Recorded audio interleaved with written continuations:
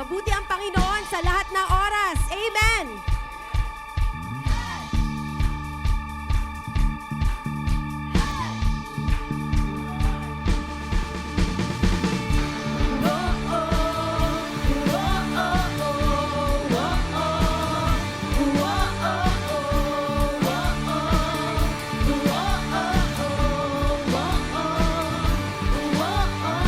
Araw-araw sasayahan, araw-araw kagalakan, araw-araw, O Diyos, araw-araw, O Diyos. Araw-araw sasamahan, araw-araw iiniwan, araw-araw, O Diyos, araw-araw, O Diyos. Anumang maging panahon, anumang pagkakataon, anumang maging sitwasyon, ika'y pupurihin, ikaw at ikaw pa rin.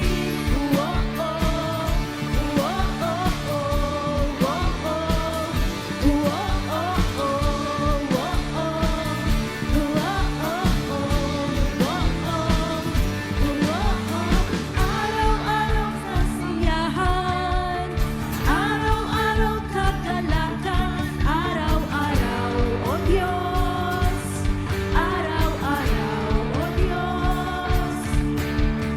Araw-araw sasamahan, araw-araw di iiwan, araw-araw, O Diyos, araw-araw, O Diyos. Anumang maging panahon, anumang pagkakataon, anumang maging sitwasyon, ika'y pupurihin, ikaw at ikaw pa rin.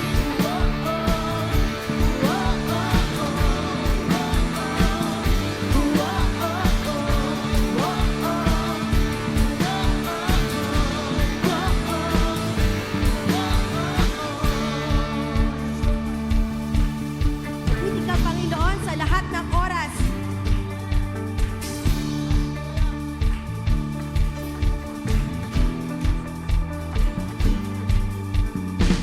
Kang katulad, wala kang katulad. Wala kang katulad, wala kang katulad. Wala kang katulad, wala kang katulad. Wala kang katulad, wala kang katulad. Wala kang katulad, wala kang katulad. Wala kang katulad, wala kang katulad. Wala kang katulad, wala kang katulad. Wala kang katulad, wala kang katulad.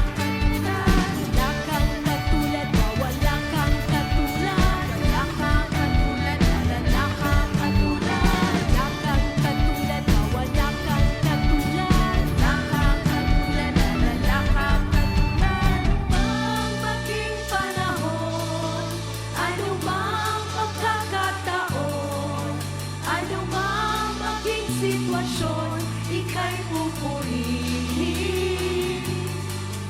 Anumang maging panahon, anumang pagkakataon, anumang maging sitwasyon, ika'y pupurihin, ikaw at ikaw pa rin.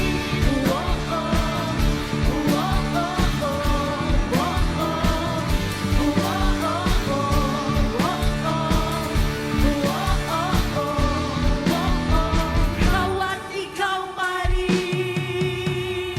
Sa Diyos ang pinakamataas na papuri at pagsamba. Amen! Hallelujah! Isang mabiyayang gabi po mga kapatid at welcome pong muli sa ating midweek fellowship. Salamat po sa Panginoon at meron po tayong ganitong platform na magkasama-sama. At upang pasimulan po ang ating gawain, tara na po at ating pakinggan ang mga awiting espiritual na inihanda po ng anointingan. Isang mataas na papuri at pasasalamat po sa Sama-sama ating tayo magpuri at magdiwang. Hallelujah! Thank you, Jesus! Hallelujah! Ibigay natin yung the best na pagpupuri para sa Panginoon. Lord God, glory to Jesus!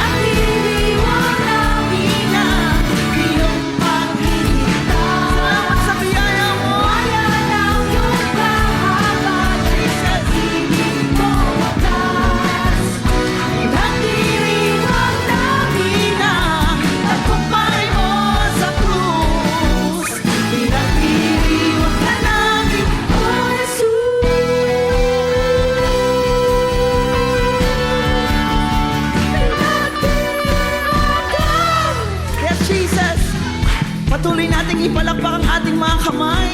Magdiwang tayo sa presensya ng Panginoon. Hallelujah! Thank you, Jesus.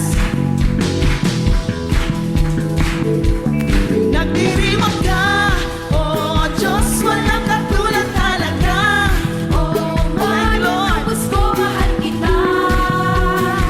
Thank you, Jesus. Patuloy tayong umawit. Nagdiriwang ka, oh Diyos, walang katulad talaga. Oh, Thank you, Lord. manubos ko, mahal kita. Oh, mahal ka namin, Panginoon. Nagdiriwang ka. Nagdiriwang ka, oh Diyos, walang katulad talaga.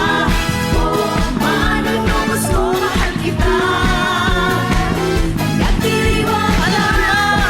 Minsan pa, nagdiriwang ka, oh Diyos, walang katulad talaga. Oh, manubos ko, mahal kita. Jesus. Nagdiriwang ka. Nagdiriwang namin ang iyong pagliligtas. Salamat sa biyaya mo. Ang iyong kahabagan at pag-ibig mo wagas. Nagdiriwang namin ang tagumpay mo sa krus. Pinagdiriwang ka namin. Pinagdiriwang namin ang iyong pagliligtas. Jesus. Biyaya ng iyong kahabagan at Pag-ibig mo wagas. Pinagdiriwang namin ang tagumpay mo sa krus. Pinagdiriwang Ka namin, O Jesus. Oh, hallelujah! Thank you, Jesus! Salamat sa biyaya mo, Panginoon! Hallelujah! Patuloy kaming aawit at sasamba sa iyo, Panginoon! Hallelujah! Oh, oh, oh, oh, oh, thank you, Lord! Di mangangamba. Sa kawalan, Amen, Jesus. pagpapalako'y laging daan. Di matatakot sa panganib, pagkat nariyan ka palagi. Di matitinag sa pagsubok. Ang pagsama Thank you, Lord.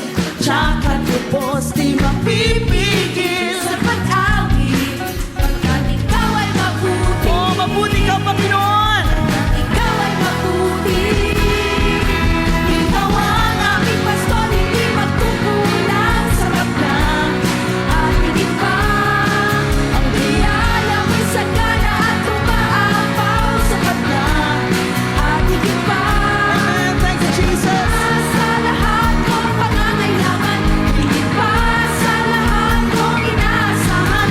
Wala nang ang mahilig ko pagkat ika'y sapat na. Ika'y sapat na at higit pa. Thank you, Jesus.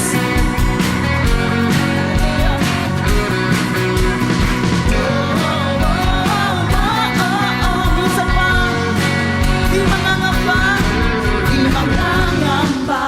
Thank you, Lord. Kawalan, pagpapala mo'y Laging daan, di matatakot. sa panganib. Pagkat naririyan ka palagi, di matitinag sa pagsubok. Ang pagsama mo'y tsaka tubos, di mapipigil. Sa pag-awit, O ikaw ay mabuti, ikaw ay mabuti. pagkat ikaw ay mabuti. Ikaw ang aming pastor, hindi magkukulang sa kanya. Thank you, Jesus. Ang biyaya mo'y sagana at umaapaw sa kanya. At higit pa, Father, na sa lahat kong pangangailangan. Higit pa sa lahat kong inaasahan. Wala nang ang mahilig pa pagkat ika'y sapat na. ika'y sapat na at higit pa. Yes, Jesus. Hallelujah, Lord. Hallelujah, Jesus. Salamat sa biyaya mong sapat at higit sa aming mga pangangailangan, Panginoon. Hallelujah. Hallelujah, Jesus.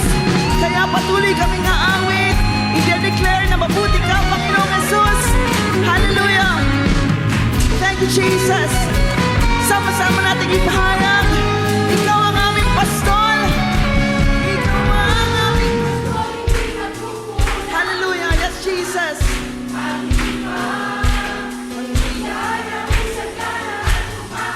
Hallelujah, Jesus.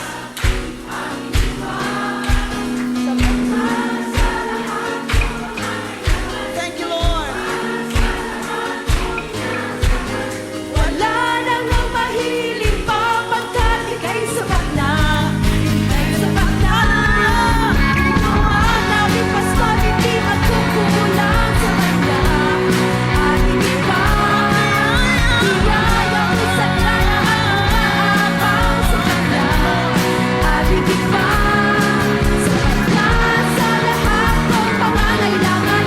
Hindi pa sa lahat ng inaasahan. Wala nang ang mahiling pa pagkat ika'y sapat na. Ika'y sapat na. Wala nang ang mahiling pa pagkat ika'y sapat na. Ika'y sapat na. Wala nang ang mahiling pa pagkat ika'y sapat na. Ika'y sapat na. At higit pa.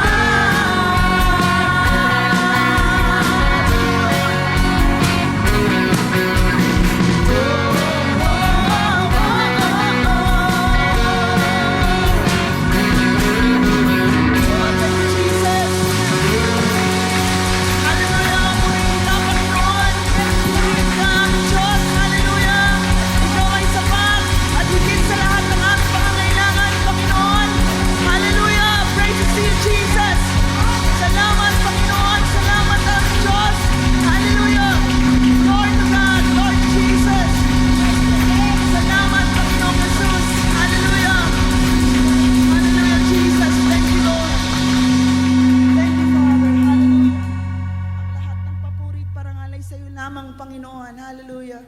Thank you, Jesus. Thank you, Lord. Thank you, Father. Hallelujah. Panginoon, maraming salamat sa opportunity na ito, Panginoon, na muli kaming humaharap, Panginoon, sa inyo, nagpupuri, nagpapasalamat, at tinataas ang pangalan mo, Panginoon. Thank you, Jesus. Thank you, Lord. Hallelujah. Hallelujah. Panginoon, ano man ang pinagdadaanan namin, ano man ang sitwasyon namin, Panginoon, Ikaw ay sapat at higit, Panginoong Jesus. Hallelujah. Hallelujah, Jesus. Hallelujah. Hindi kami mapapagod magpuri. Hindi kami mapapagod magpasalamat, Panginoon, dahil alam namin, Lord, never mo kaming iniwan, never mo kaming pinabayaan, Panginoon. May mga pagsubok man kaming pinagdaraanan ngayon, Panginoon.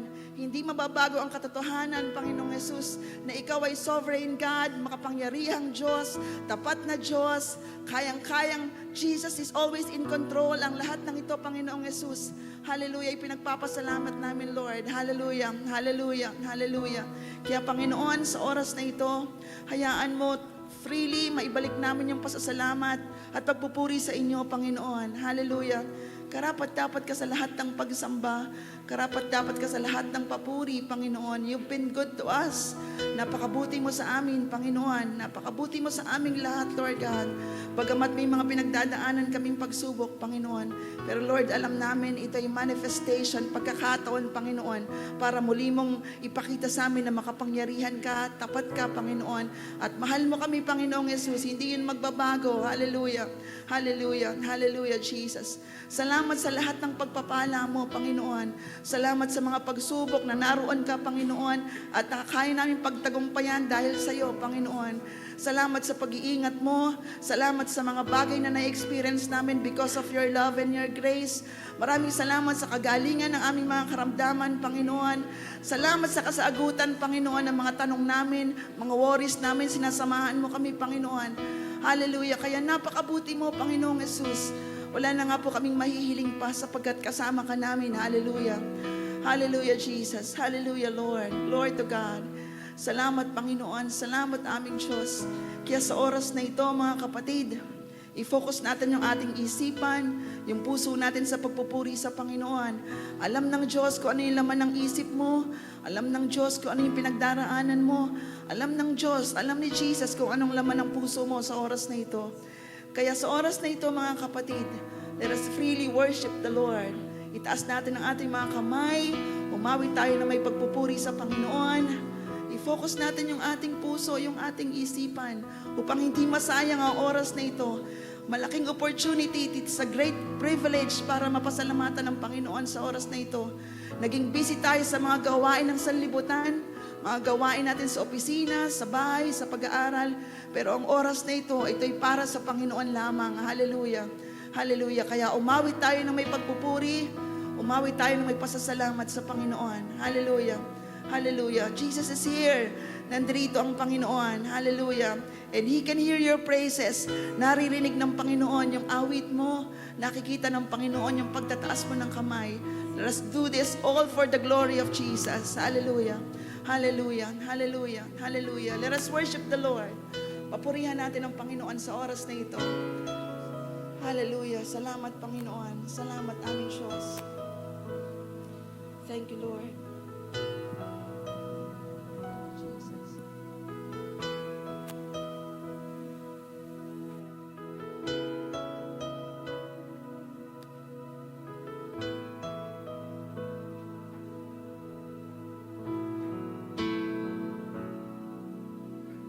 Habang hindi karapat-dapat, pag-ukulan ng habag at wagas mong pagsinta.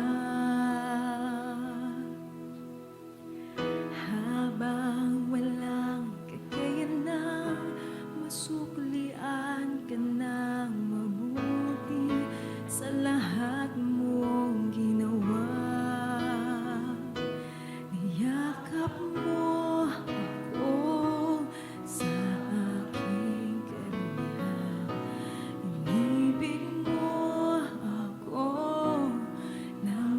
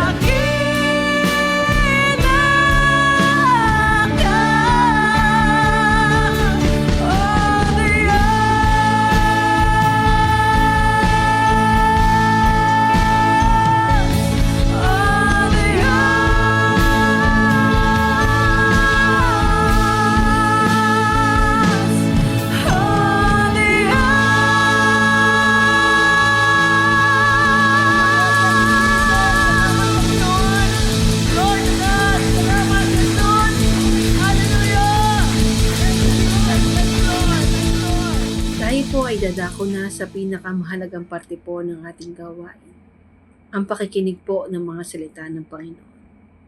At sa gabi pong ito, tayo po ay may topic na Healing at the Pool. At ito po ay pasisimula ng ating pong kapatid na si Brother Alex Santos. Isang mataas na papuri at pasasalamat po sa ating Panginoon. Isang mapagpalang araw po sa ating lahat na ngayon ay nakasubaybay sa ating midweek at naniniwala po ako na we are all excited na pagpalain ng Diyos na makatagpo ang Diyos sa pamamagitan ng kanyang mga salita. Amen? At sa oras po ito, naririto na naman tayo upang patuloy na mapagpala ng mga salita ng Diyos kasi lalo na ngayon sa gitna ng linggo, parang kulang na Sunday lang tayo nakakapakinig. Kaya nga, we see to it na every Wednesday, through midweek, we are being blessed, continuously blessed by the Word of God para renewed tayo, kahit sa kalagitnaan ng linggo. So para sa oras na ito, ang ating pong paksa ay about sa patuloy sa serye na Encountering Jesus and His Healing. And bago po tayo mag-start sa ating pong pagtalakay, hayaan niyo po na manalangin tayo sa ating Ama, sa pangalan ni Jesus. Ama namin sa langit, maraming salamat sa oras na ito na kami ay patuloy mong kinakatagpo at binibigyan ng pagkakataon na pagpalain ang iyong mga salita. Lord, hinihiling namin na sa oras na ito, nasaan mang lugar ang aming mga kapatid, nasaan man kami ngayon, Lord, pagpalain mo ang bawat isa. Kagaya ng patuloy naming inaaral na serye, may we encounter you and your healing sa oras na ito. Lord, hindi po yung karunungan po ko, yung kaalaman ko, or yung lakas ko ang makita ng nakikinig, kundi ang iyong karunungan at kapangyarihan. Jesus, may you be the center of this session. Nasa iba't ibang lugar man kami, pero we believe na as we gather in your name, you are amongst us. Salamat, Panginoon. Sa iyo po ang papuri at pagsamba.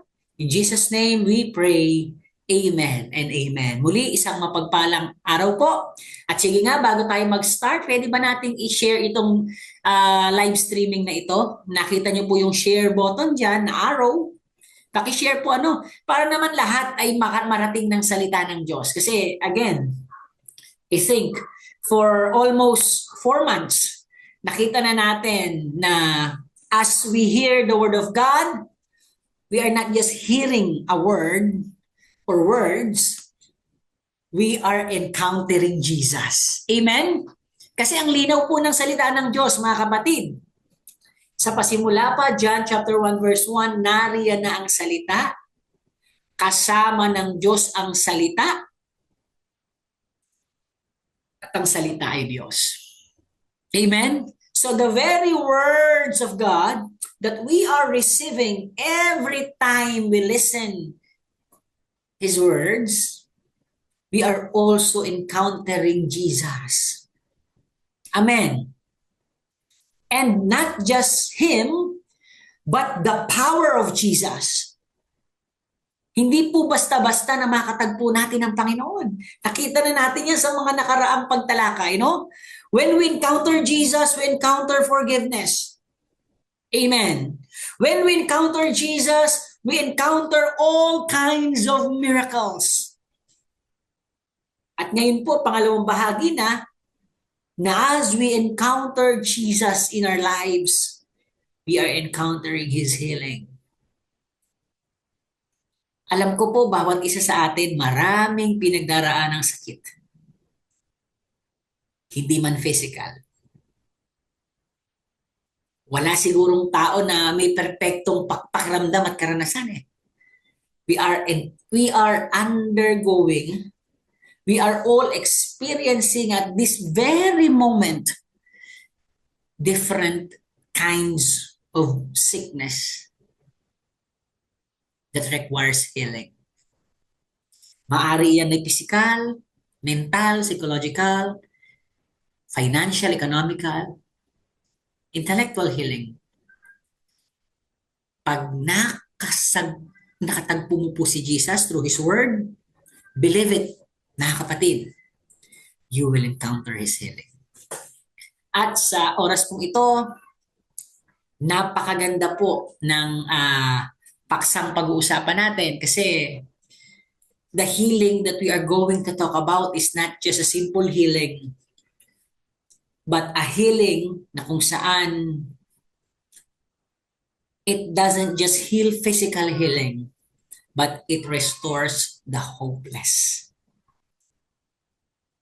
Amen. Sabi nga natin mga kapatid, sa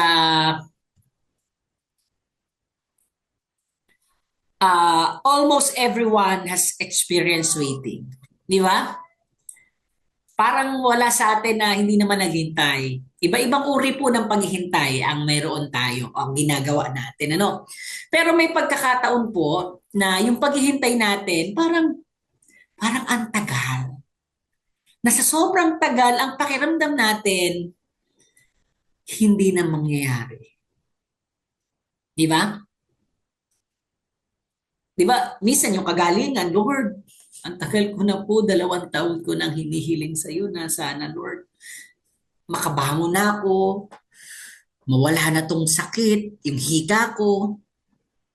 Di ba, Lord, ang tagal ko na pong nagpapadialysis. Gagaling pa ba ako, Lord? Lord, pagod na po akong magpakimo, bumiyahe back and forth sa murang ospital para lang hindi kami mabaon sa utang. Am I going to be healed? Minsan naman yung sa kasalanan, di ba? May mga ganun din tayong pagkakataon na, Lord, kailan ba ako makakalaya? Pagod na po ako psychologically. Hindi ko na alam. I always confess. I always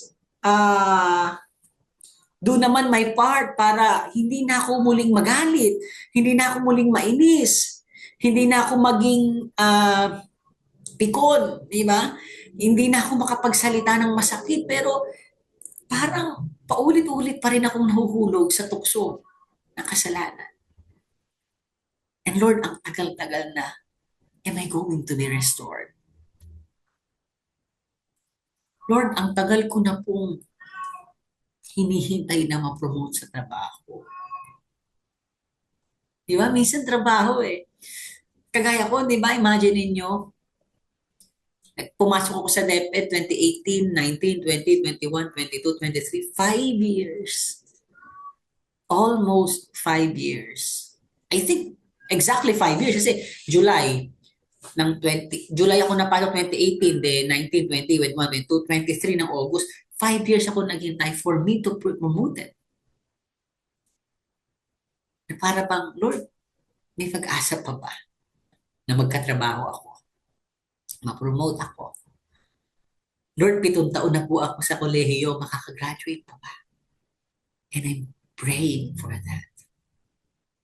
Nakipagbabago sa buhay natin. Nakakaahon pa ba ako sa hirap, Lord? Matatapos na ba, Lord, yung siklo na bayad utang lang? Ang tagal na, Lord. Nababaon na ako.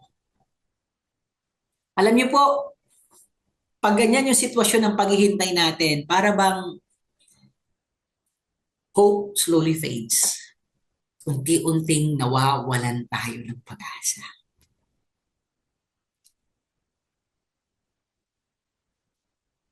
At sa oras po ito, diyan po nakatuon yung istoryang pag-uusapan natin eh. Yung isang pagkakataon sa Biblia na kung saan kinatagpo ni Kristo ang isang lalaki na naghihintay din kagaya natin. And he wasn't just waiting for 2 to 3 years or 10 years. He had been waiting. Before he encountered Jesus, he had been waiting for 38 years to be healed. 38 long years of sickness.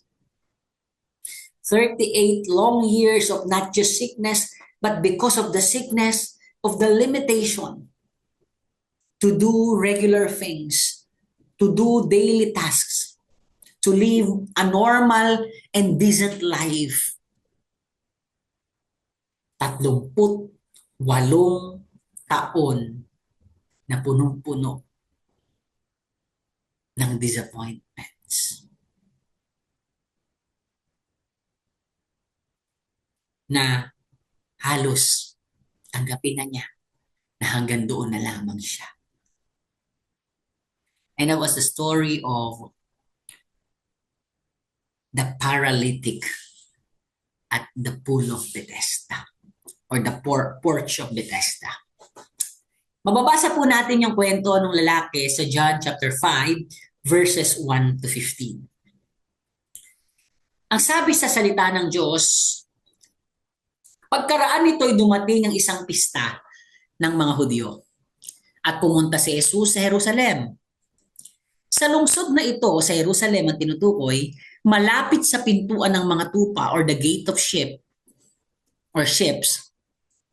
ay may malaking imbakan ng tubig. There is a big reservoir of water nang sabi there is 5 porch or portico. May 5 portico. Ito po ay kung tawagin sa Hebreo, sa wikang Hebreo ay Bethsata, or mas kilala po natin ito sa salitang Bethesda. Di ba? The Bethesda. What is unique about the place is this, verse 3.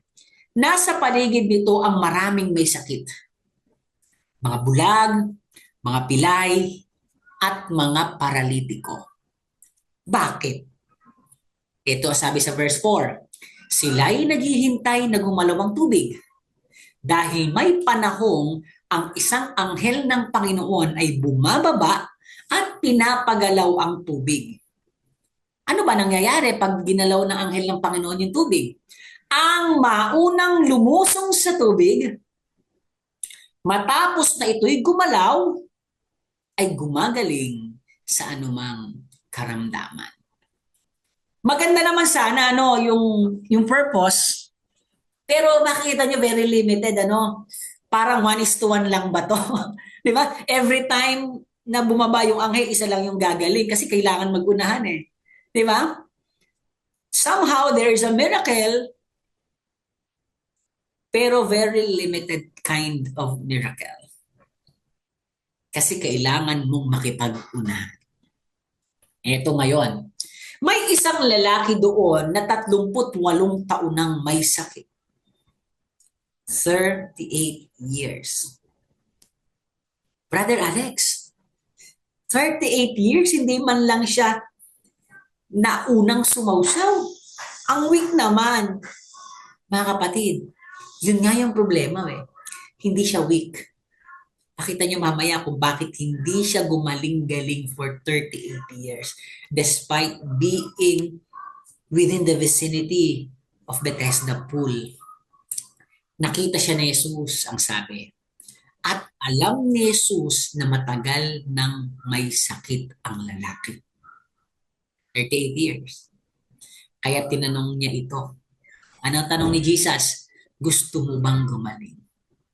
Mamaya pag-uusapan natin yung tanong ni Jesus, kasi parang sa unang pandinig, parang ang nonsense.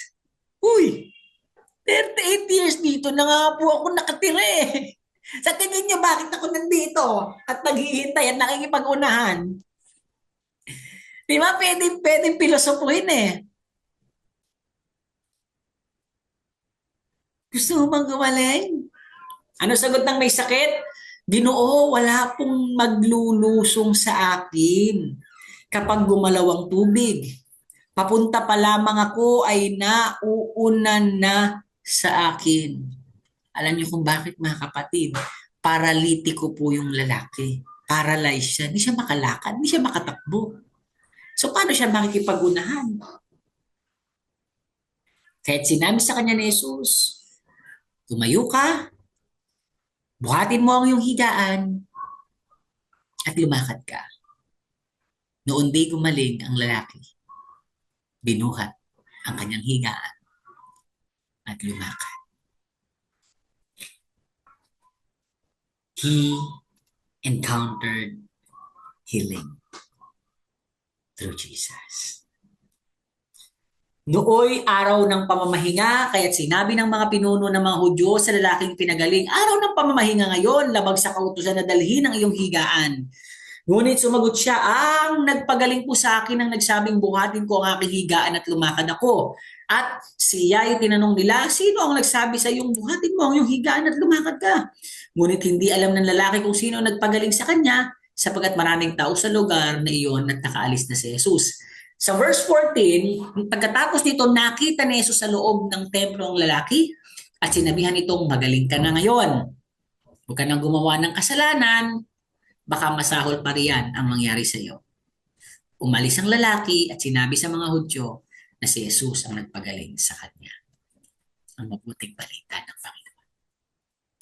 Mga kapatid, yung istorya po is a story kung saan kitang-kita natin yung hopelessness ng lalaki, no?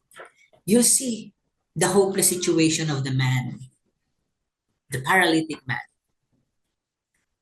na may chance, may pagkakataong gumaling, pero because of the condition na hindi makalakad, so hindi makatakbo, hindi makakayaning makapag-unahan.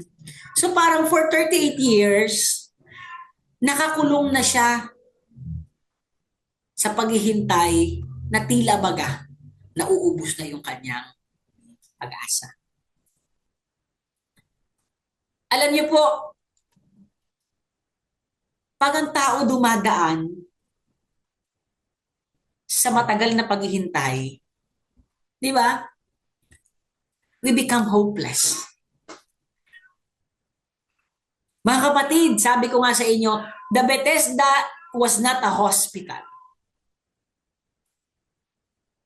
Yet, gayon pa man, hindi man siya isang ospital, na alam naman natin yan ang typical na sitwasyon ng isang ospital. Kaya nga, pag pumunta ka lalo sa public hospital, ang haba ng pila. Naalala ko yung nanay ko nakaraan, nagpunta ng umaga, alas 7 pa lang, nasa lang siya, alas 4 ng hapon. Yet, yung Bethesda, kahit hindi hospital, it was a place full of broken people waiting for a miracle or waiting for miracles. Ito po'y punong-puno ng mga tao, ng mga taong bulag, paralitiko, desperado na makasumpong ng himala. Diba? There are blind people hoping to see. There are paralyzed people, kagaya nung lalaki na nasa kwento, hoping to walk. Pero dahil nga yung Bethesda, sa dami ng naghihintay ng kagalingan, pero parang one at a time lang. Pag gumalaw lang, isa lang yung pwedeng gumaling, kaya kailangan mo pang makipag-unahan. These broken people, these sick people, these paralyzed people are desperate people. Mga desperadong tao na umaasang may magbabago sa kanilang buhay. At isa po doon, yung lalaki. Among them was a man who had been sick for 38 long years. Ganun po yung lugar na yon. Kaya nga 'di ba? Ano sabi dito sa John 15:1-5? Nung tinanong siya ng Panginoon, gusto mo bang gumaling? 'Di ba? Ang sagot ng lalaki, Ginoo, wala pong maglulusong sa akin. Kapag gumalaw na ang tubig, papunta sa palamang ako, may nauuna na sa akin. Diba? The man didn't simply answer yes. Answer yun. Answer. Did not simply answer yes.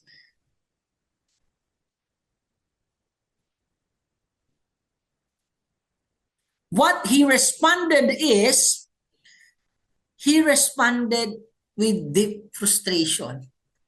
Hindi siya nag-yes sa Panginoon kasi hindi Kasi una, Lord naman. Lord naman. Parang, parang tanga naman yung tanong. Pero mamaya makikita niya, no, yung purpose ni Lord, bakit niya tinanong yon. Pero kitang-kita mo yung frustration eh. Oo, gusto kong gumaling. 38 taon na nga akong naghihintay dito. Na umaasang mauuna ako. Pero dahil paralitiko, hindi makalakad, hindi maigalaw ang paa, hindi ko kayang mauna. Eh wala namang magmamalasakit sa akin dito kasi lahat ito kalaban ko. Kaya, alam niyo mga kapatid, no, for 38 years of disappointment, makikita natin na kaya hindi na masagot ng lalaki yung yes is because he had been trained to focus on the impossibility. Dahil sa kakulangan, dahil sa kawalang pag-asa, buong puno na ng frustration yung lalaki at nasanay na siya na ang tuon niya imposible. Imposible na gumaling ako.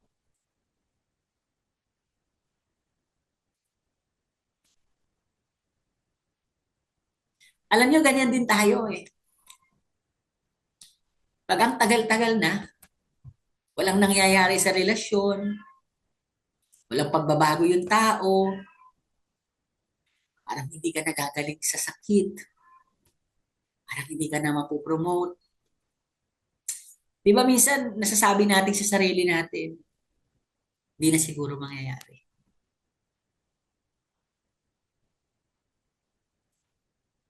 Alam niyo, nung bago ako nag-a-apply dito sa trabaho ko ngayon sa PMS, hindi ako natanggap nung unang subok ko eh. Alam niyo, sabi ko, hindi na siguro ako kukuhanin. Wala na, hopeless na. Kaya nga nasabi ko noon, ganito na lang talaga, no? Nasabi ko, dito na lang ako sa Atlag. Magiging ako, supervisor ng Atlag. Hindi ng DepEd, ng Atlag lang. Di ba? Kasi ala akong ginawa, maglibot-libot na lang, libot-libot. Di ba? Pero walang promotion, walang alpas, walang pagtaas ng sweldo. Di ba? Pag wala ka kasing nakikitang pagbabago, walang changes, walang healing, walang promotion, di ba? Masasabi natin minsan, ito na talaga yung buhay ko eh. Tatanggapin ko na.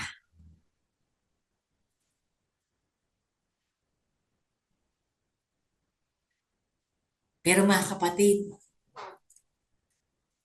hindi pa po tapos ang kwento. Hindi pa po tapos ang buhay natin. Sabi ng iba, habang may buhay, may pag-asa. Pero hindi po totoo yun eh. Alam niyo kung bakit?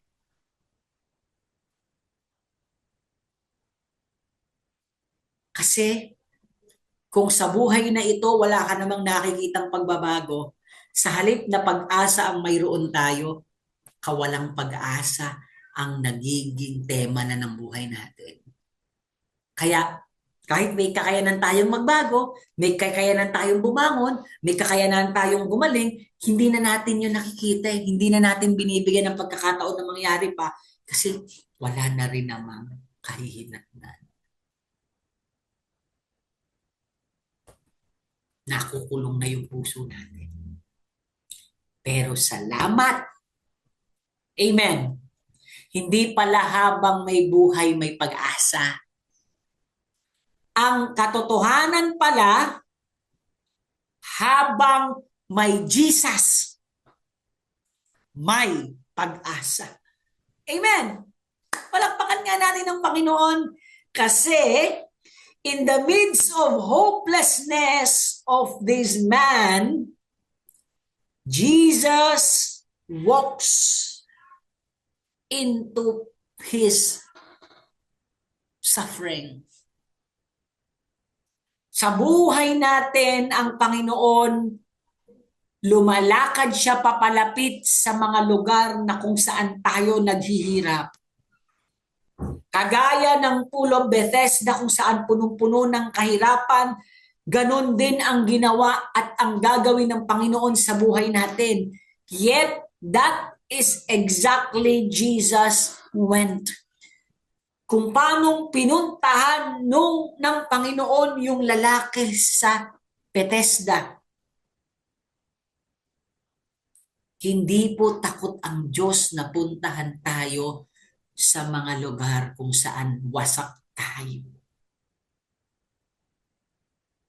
That is the first truth na gusto ko pong matutunan nyo ngayong oras na ito.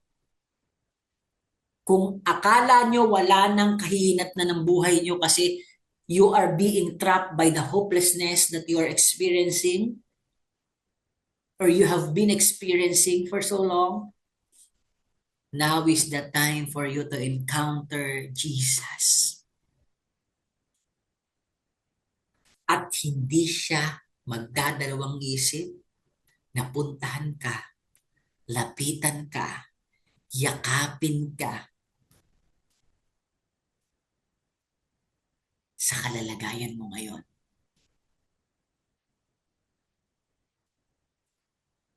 Amen. Kaya, hindi po habang may buhay may pag-asa. Kasi yung lalaki, 38 years, wala siyang pag-asa. Ang katotohanan po, habang may Jesus, may pag-asa. And Jesus is walking into your broken place right now.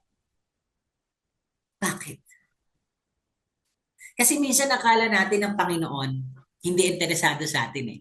Yan yung mali kasi natin ng pag-akala.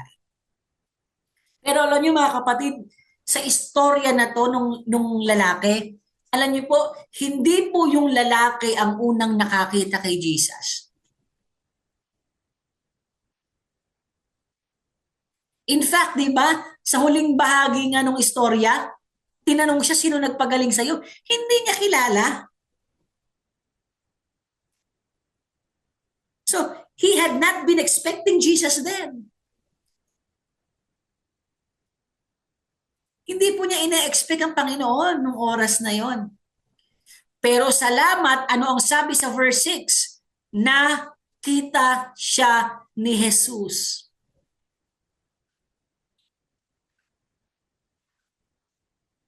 Alam niyo po, that is a very powerful statement in the Bible. Nakita siya ni Jesus because Jesus sees the hopeless. Bago pa man ang himala, Jesus noticed the man. Alam natin na yung lugar na yon ay lugar na punong-puno ng mga taong naghihirap. All kinds of sickness, brokenness, desperation, and suffering. Yet, Jesus saw him. Mga kapatid, huwag niyong isipin na ang daming-daming tao sa mundo, mapapansin pa ba ako ng Diyos? Yes, God sees you. Kagaya nung lalaki, nakikita ka po ng Panginoon.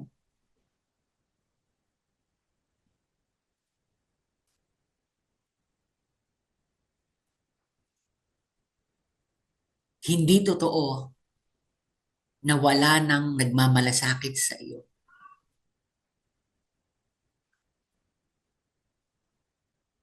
Di ba sabi ng lalaki, wala pong maglulusong sa akin. Di ba? Ikaw ba yung kagaya ka ba ng lalaki na to na parang pinabayaan na? You are being overlooked?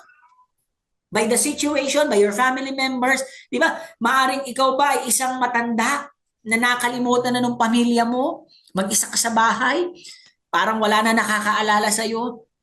This is the good news. Jesus sees you. At sa oras na to, kasama mo ang Panginoon.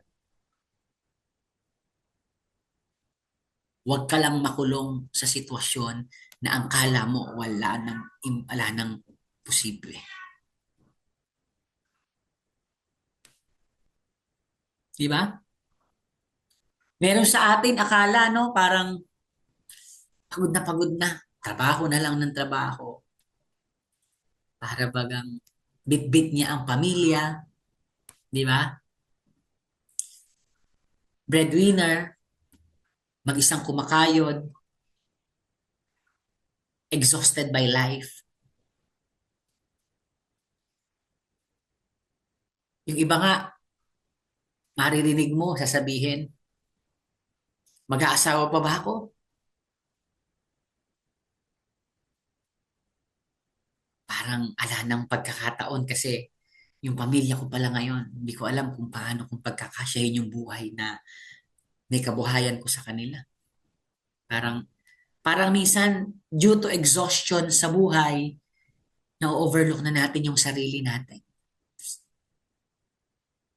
Kung dumaraan ka sa ganong pagkakataon, mga kapatid, ito ang sabi sa iyo ng salita ng Diyos. Jesus sees you. Nakikita ka niya. Nakikita niya yung pagod mo.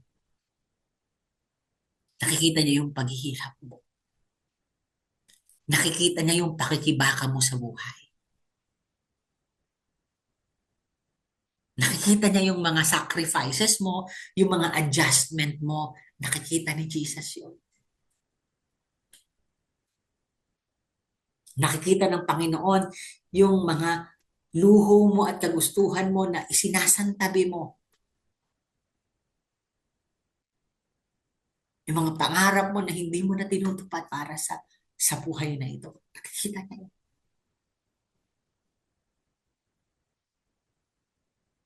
Kung ikaw naman yung tao na natatakot ka ma-judge, kaya mag-isa mong hinalabanan yung depression, yung anxiety, yung takot, yung pangamba. Kasi sa panahon ngayon, napaka-judgmental ng mundo eh. Kaya minsan kinikim-kim na lang natin na takot tayong maglabas kasi wala namang nagmamalasakit. Sasabihan ka pang mahina, kami nung panahon namin, ganyan. Mga kapatid, Jesus is here. Kagaya nung lalaki na ito, na all these years, for 38 years, no one gave a hand para tulungan siya.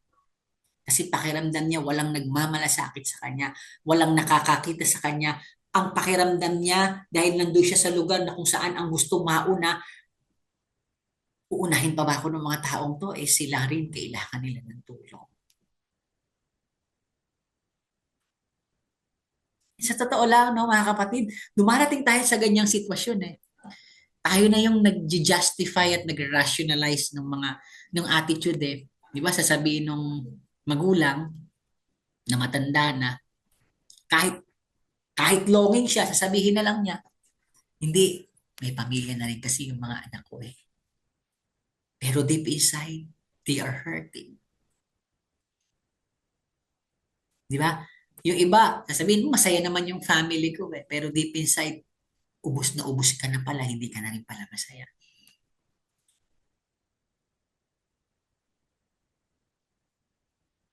Di ba? Yung iba, mga may pinagdaraan ng depression, anxiety, di ba? Nakakangiti, nakikisalamuha pa rin. Pero sa totoo lang, whenever they are alone, hirap na hirap sila. Mga kapatid, you are not alone. Kagaya ng lalaki sa portiko ng Bethesda, nakikita po tayo ng Panginoon. At alam niya ang pinagdaraanan ng bawat isa. Sabi ng salita ng Diyos sa awit 34:8-19, ang matuwid ay dumanas man ng maraming kapighatian, nililigtas pa rin siya ng Panginoon.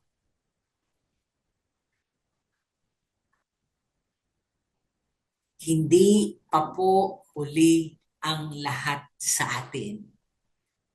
Ililigtas pa rin tayo ni Jesus Christ. Palakpakan nga natin ang Panginoon. He sees you. He sees the hopeless.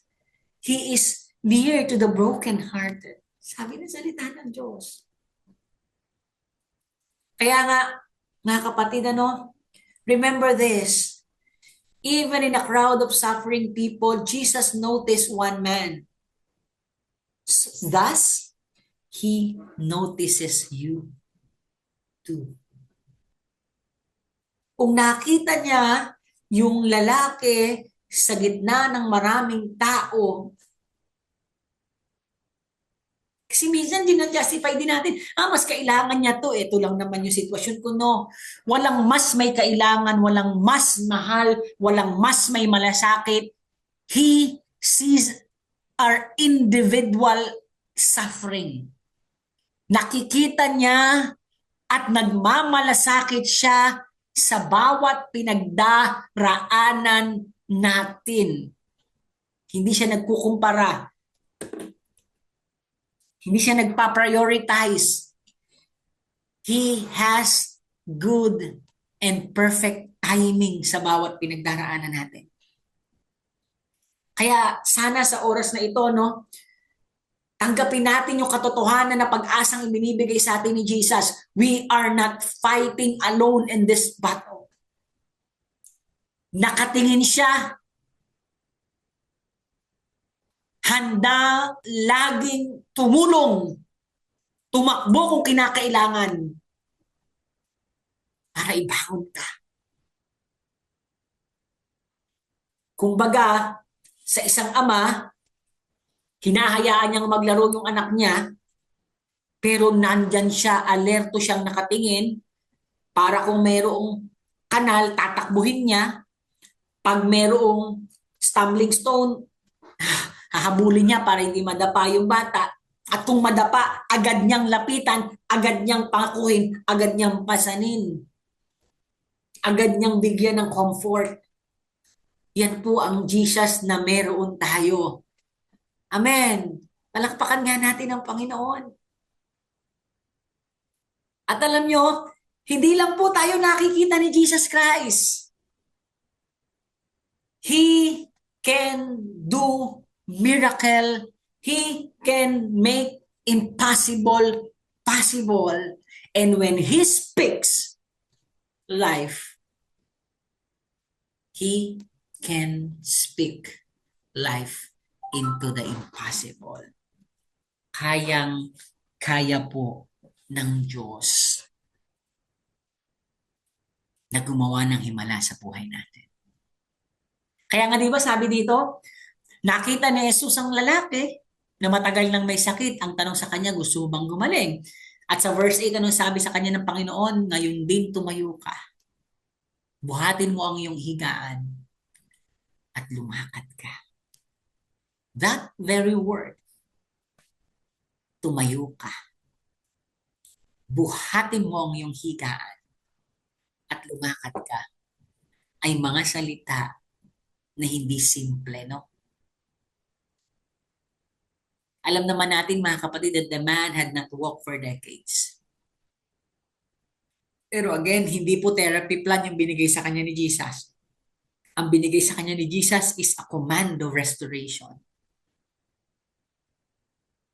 For 38 years of suffering, natapos yun. Kasi alam niyo, mga kapatid, when Jesus speaks, tandaan niyo to, pag si Jesus ang nagsalita, His word carries power. Carries power. Ibig sabihin, maniwala ka at sumampalataya ka sa salita ng Diyos. Sinabi ng Panginoon sa iyo, lumapit ka sa akin, napapagal, nabibigatan sa iyong pasanin, pagpapahingahin kita, maniwala ka. May kapangyarihan ng salita ng Diyos. Makakasumpong ka ng kapahingahan, kapatid, because that word of Jesus carries power.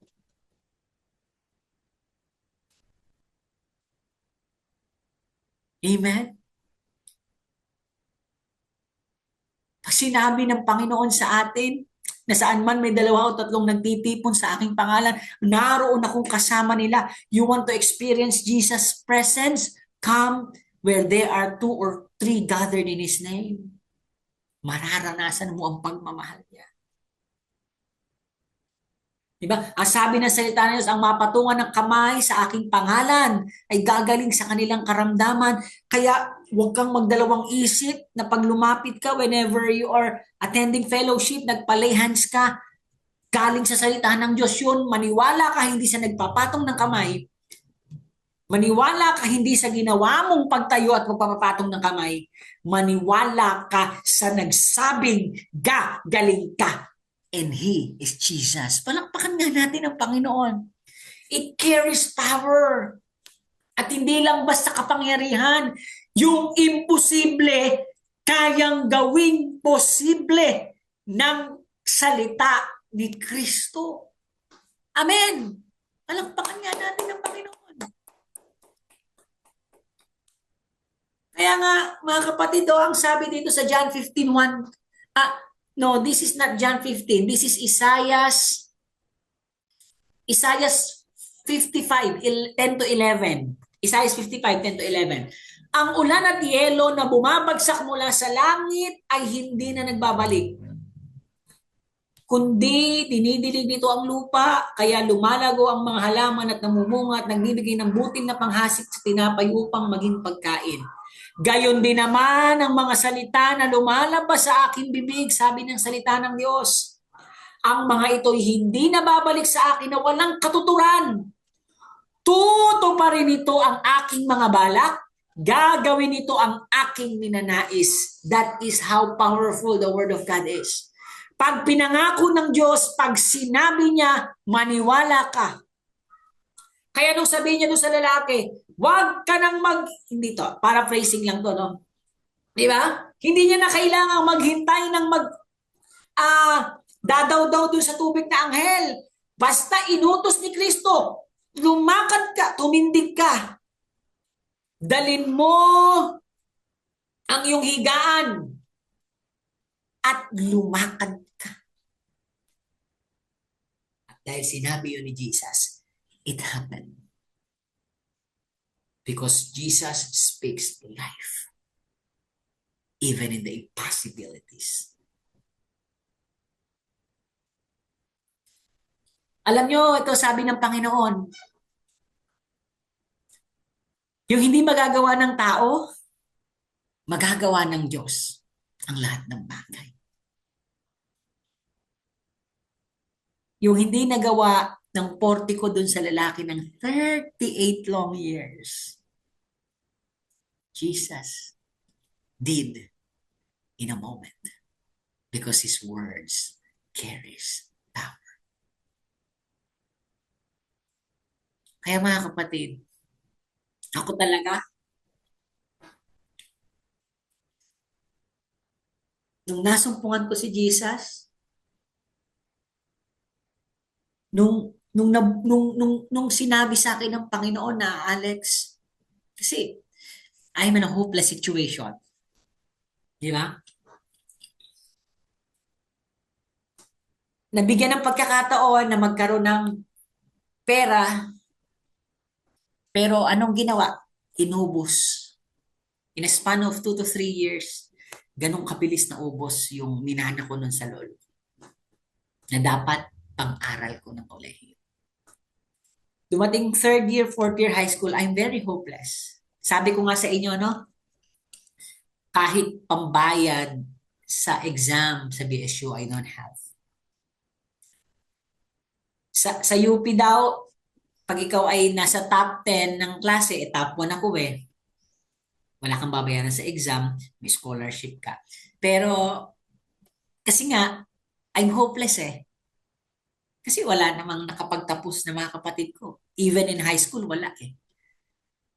Pang-apat ako, no? So, ando na ako sa kagaya ng lalaki siguro na hopeless. Wala. Kaya ang lagi ko na lang katwiran nun sa mga klase ko, ay ayokong lumayo. Pero ang totoo, kahit gustuhin ko, hindi pwede, hindi kaya. Kaya nga, di ba, ang kwento ko sa inyo, nilaro ko lang yung pagsasagot ng exam application sa BSU. Di ba? Ano ka ako? Kasi mahilig ako sa math eh. Kahit gusto kong maging teacher. I want to be a teacher. Pero hopeless, di man ako mag-aaral ng kolehiyo. Ano ba naman? Kahit pa sabihin nila, magiging scholar ka eh. Hindi naman scholarship lang eh, pinag-uusapan dito eh. Ngayon pa lang, wala akong pambaon eh. Scholarship pa ba? Diba? High school pa lang, hindi na ako makapag-aral nang hindi nag-iintindi ng panggagastos, kolehiyo pa ba? Sabi ko, wala nang pag-asa. Kaya nilaro ko lang eh. Hindi ko nilagay yung education as a first priority choice, no? Sabi ko, anong engineering yung pinakamahirap? Math. Na may math. Sabi nila, anong engineering yung puro math? Ano ka akong course yung puro math? Sabi nila, engineering. Ano pinakamahirap? Civil engineering. Doon naririnig ko na yung civil engineering before. Pero still, sige, lagay natin civil engineering. Tapos ginawa kong second choice yung education. Major in math. And then, alam nyo ginawa ko? Mga kaklase ko, nagsasubmit na sila.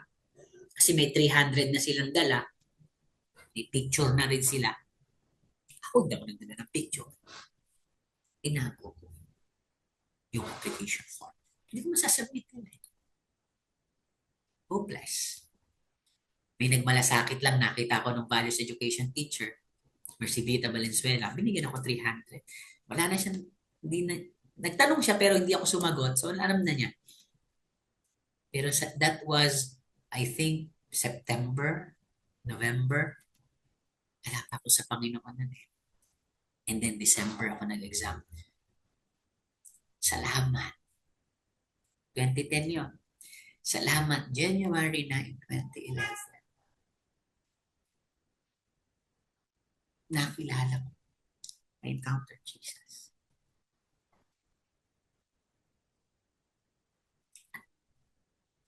At yung hopelessness ko, tinanggal niya. Sabi sa akin ni Lord, Alex, wala kang pangarap. May pangarap ako. At doon ko narinig yung isang verse na naging life verse ko. Sa Diyos mo hanapin ang kaligayahan. Ang mga pangarap mo ay iyong nakakamtan. Parang yung lalaki. Tumayo ka, bitbitin mo yung higaan mo, lumakad ka. Hindi siya nagduda. Ginawa niya. He did. Ako din. Sabi ng Diyos, sa Diyos mo hanapin ang kaligayahan, ang mga pangarap mo yung makakamtan. I did. Habang nag-aaral ako sa kolehiyo, I always choose Jesus first. Hinanap ko sa Kanya yung kaligayahan. Kasi naniwala ako na anuman ang pagdaraanan ko sa kolehiyo, pagtatapusin ako ng Diyos. Yun ang sabi niya. Ngako niya yun eh. And it carries power. Imposible yun, pero kayang gawing posible ng Diyos ang imposible. Hindi magagawa ng tao, hindi magagawa ni Alex. Pero magagawa ng Diyos ang lahat ng bagay. Ang dami kong ups and downs nung nag-aaral ako sa kolehiyo. Wala akong pambiling gamit pag may drawing kami sa engineering. Wala akong sariling calculator na scientific. Imagine niyo yan ang mga basic needs ng isang engineering student. Wala akong pambiling libro. Sige, matalino ako pero alam nyo, na-maintain ko lang yung scholarship ko ng pagiging matalino hanggang second year third year, first sem. Nawalan ako ng scholarship na after third year college. So, hindi matalino. Wala. Ako magagawa. Pero magagawa ng Diyos. Then He speaks life. Even the impossible becomes possible in Jesus' name. Amen. At yung lalaki po mga kapatid, balikan natin, Sa tingin nyo, bakit tinanong ni Jesus na kung gusto ba niyang gumaling?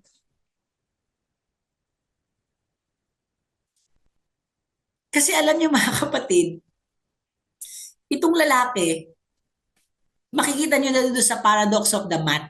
Yung mat, kasi di ba pwede naman sabihin na lang ng Panginoon, tumayo ka at lumakad? Di ba? Pero bakit sinabi ni Jesus na buhatin mo ang iyong higaan? Why do you think? Kasi mga kapatid, that mat was a symbol of his failure and paralysis. Not even a symbol of failure and paralysis. That mat, na dahil nga nilamon na siya ng hopelessness, nilamon na siya ng frustration and disappointment for 38 years, yun na lang yung meron siya at naging place of comfort and convenience niya na yon.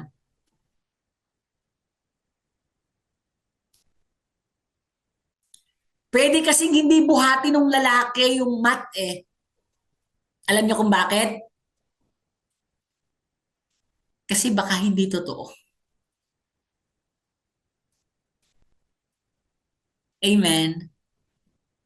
Baka saglit lang to, placebo effect, mapaparalyze pa rin ako.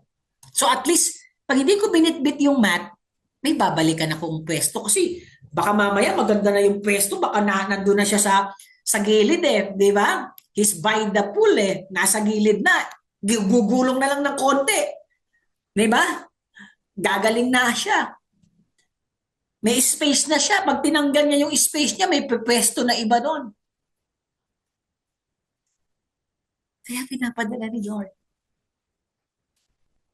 para malaman niya kung talaga bang yung taong ito ay handang talikuran na yung Bethesda at sumama at sumunod sa Panginoon. Kung mayroon ba siyang pananampalataya. Kaya tinanong ni Lord, gusto mo bang gumaling? Kasi baka mamaya nakakulong ka na dyan. Tinanggap mo na, nandito na lang ako, niyakap mo na yung hopelessness, hiniyakap mo na yung sakit, hindi ka na naniwala. Kaya niya tinanong.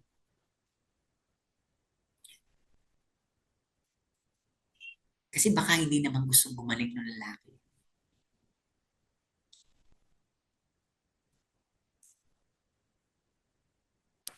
At isa pa mga kapatid, yung kasing higaan ng lalaki. Di ba? Kaya pinabitbit ni Jesus yon. It signifies that the thing that used to carry you, this time, ikaw na ang magbibitbit. Kung dati ikaw ang bitbit ng higaan, ngayon ikaw na yung magbibitbit sa higaan. Kung dati, ikaw yung pabigat, ikaw yung may problema, ngayon hindi na. Your history of pain will now be your trophy of grace. Itong higaan na dating nagsimbolo ng pagpapahirap ko, ito ang magiging patotoo ko na pinagaling ako ni Kristo, na binago ako ni Kristo, na binigyan ako ng pag-asa ni Kristo. na binago ng Diyos ang buhay ko. Mga kapatid, when Jesus heals you, He doesn't just take away the pain. He gives you a story to tell. Kaya pinabitbit ng Panginoon yung higaan kasi gusto niyang maging patotoo nung lalaki yon. Kaya nga napansin siya. Bakit mabitbit yung higaan mo? Sabi nung nagpagaling sa akin. Kaya nag-i-interesan, sino yung nagsabi sa iyo? You see that? Kaya wag nating sarilinin, yung himala ng Diyos sa buhay natin, yung pagpapagaling, tell a story about it. Huwag mong ikahiya yung nakaraan mo. Make it your trophy of grace. Dahil dito, nabago ang buhay ko. Dahil dito, naramdaman ko at naranasan ko ang pagpapagaling, ang pagmamahal, ang pagkalinga at pagmamalasakit ni Jesus Christ. Tell others about Jesus. At sabi nga, ang Panginoon kasi pag nagpagaling siya, hindi lang katawan He restore more than the body. Di ba? Nung nakita siya ulit ni Jesus, ano sabi? Magaling ka na ngayon. Huwag ka nang gumawa ng kasalanan at baka masahol pa riyan ang mangyari sa iyo. Di ba? When Jesus heals, when Jesus restores, He doesn't just restore the body. Di ba? Jesus didn't only care about the physical healing. He cared about your spiritual life. Kaya pag nakaranas na tayo ng pagpapagaling sa Panginoon, huwag na tayo magduda. Isuko na natin ang buhay natin sa Diyos. Gawin na natin siyang Panginoon ng ating buhay. Sumunod na tayo sa Kanya. Huwag na nating balikan pa yung Bethesda. Huwag na nating balikan pa na tayo ang humihiga doon sa higaan. No, kailangan bitbitin na natin yon at ipatotoo natin ang mabuting balita. Tayo dapat ay mga bagong nilalang na. Amen? Sometimes our deepest sickness is not in the body, but in the soul. Bakit nasabi ng Panginoon na huwag ka nang gumawa ng kasalanan, baka masahol pa rin ang mangyari sa iyo? Siguro for 38 years, dahil nga na-frustrate na yung lalaki, wala na siyang pag-asa, baka nagalit na siya sa Diyos Baka nagpuro kasalanan na yung laman ng puso niya. Ano sabi? Walang magbibitbit sa kanya. Wala ba siyang pamilya? Baka galit na rin siya sa pamilya niya. Punong-puno na ng sama ng loob. Punong-puno na ng galit yung kanyang puso. Kasi baka pwedeng, magaling na siya ngayon, baka balikan niya yung pamilya niya o ano. Hindi niyo nga ako natulungan Di ba minsan ganyan tayo? Pag galing tayo sa hopeless situation, nakabangon tayo, di ba? Bumabalik tayo, magmamalaki tayo sa mga taong nagpahirap sa atin. Hindi nagmalasakit sa atin. No, mga kapatid, hindi binago ng Diyos ang buhay mo para gumanti ka sa mga taong nagpahirap sa iyo. Hindi binago ng Diyos ang buhay mo para ipamukha sa mga tao na kaya mong bumangon. It's not about your story, it's about Jesus. Ay sabi, huwag ka nang gumawa ng kasalanan. Ano ibig sabihin? Palayain mo yung galit.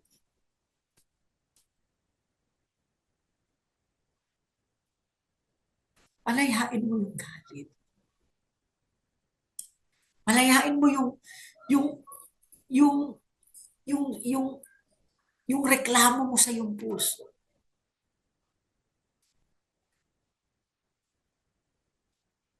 Kasi, pag hindi mo gagawin yan, mga kapatid, ito yung warning ni Lord.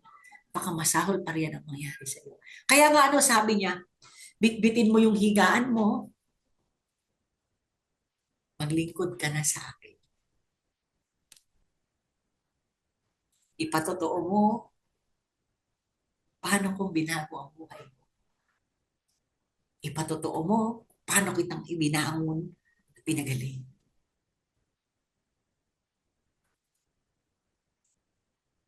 Iparamdam mo yung pag-ibig. Huwag ka nang magkasala.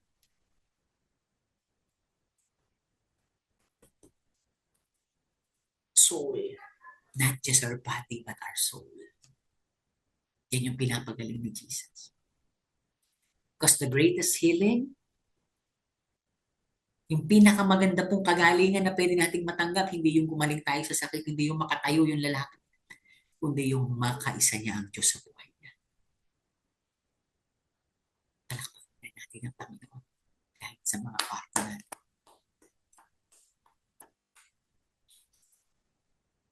Kaya sabi sa awit 10, 103, 2-3, si Yahweh ay papurihan o aking kaluluwa, hindi lang yung katawan. Huwag mong kaliligtaan, mabubuti niyang gawa.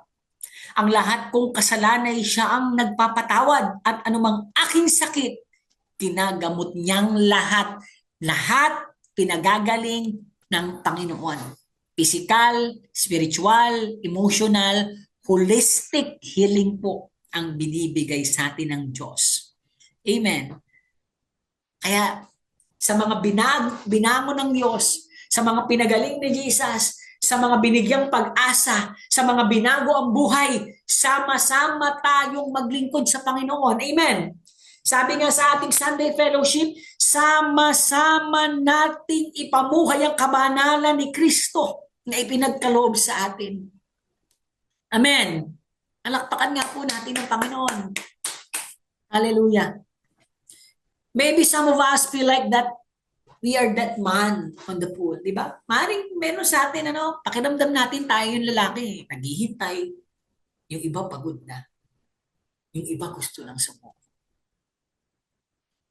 Maring maragal ka nang nagdadasal. Taon na. At hanggang ngayon, wala pa rin sagot. Pero ang mabuting balita, mga kapatid, kagaya ng lalaki, 38 years, Jesus has not forgotten you. Hindi ka po nakakalimutan ni Jesus Christ. Kaya nga, sa gabing ito, ang mabuting balita ng Panginoon, ang sabi, hindi niya po nilalayuan ang mga broken. He restores them. Hindi niya po winawalang bahala ang mga nawawalan ng pag-asa. He renews them. At sometimes, mga kapatid, yung hinihintay pala nating himala, it begins with simply responding to His voice. Baka matagal ka na niyang pinatatayo. Baka matagal nang pinabibit-bit sa'yo ng Diyos yung pinaghihirapan mo para gawing patotoo. Pero hanggang ngayon natatakot kang mo. Natatakot kang bitawan yung dapat mong bitawan.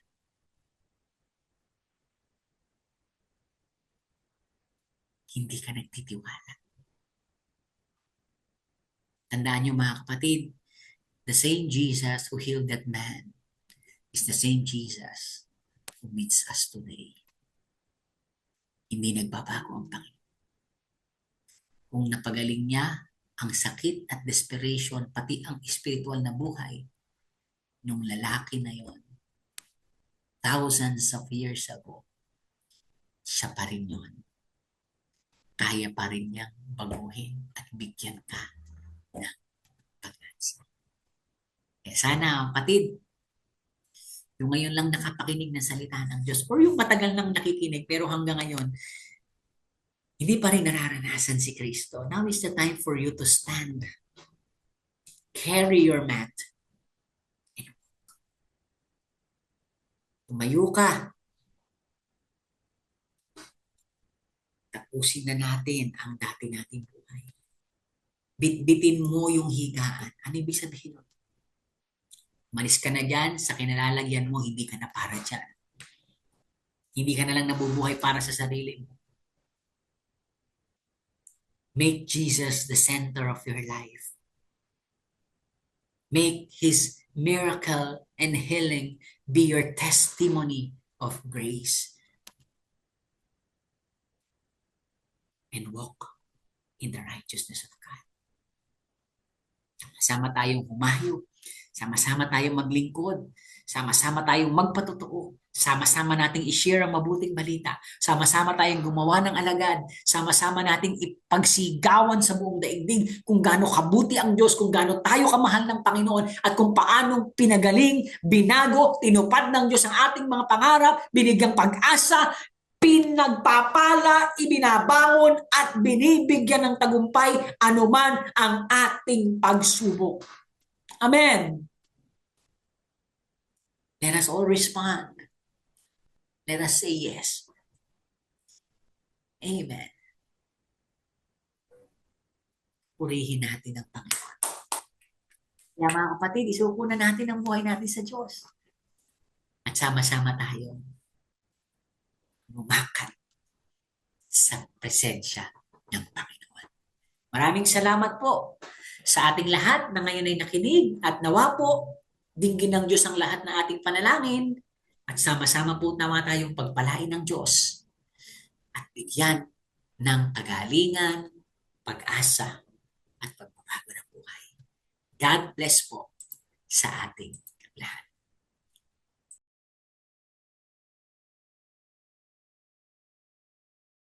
Nawa po ang ating pong mga napakinggan ng mga salita ng Panginoon ay ating pong maisabuhay at maibahagi po sa ating kapwa. At upang maipagpatuloy po ang ganitong mga gawain, at atin pong suportahan ng ating pong mga programa. Every Wednesday po ang Midweek Fellowship from 6 to 8 p.m. Every Saturday po ang Youth Fellowship from 5 to 6:30 p.m. And ang ating pong Sunday Fellowship, 2 sessions po. AM session from 9 to 11 a.m. And ang PM session po is from 2 to 4 p.m. Sa lingkod po, ang pastor natin, mahal natin. Ang community po ang lingkod, mahal natin. Pamilya natin, mahal natin. At ang tema po ng taon, tapat na lingkod ni Kristo, buhay na patotoo. Muli po, isang mapagpalang gabi po sa bawat isa, and God bless us.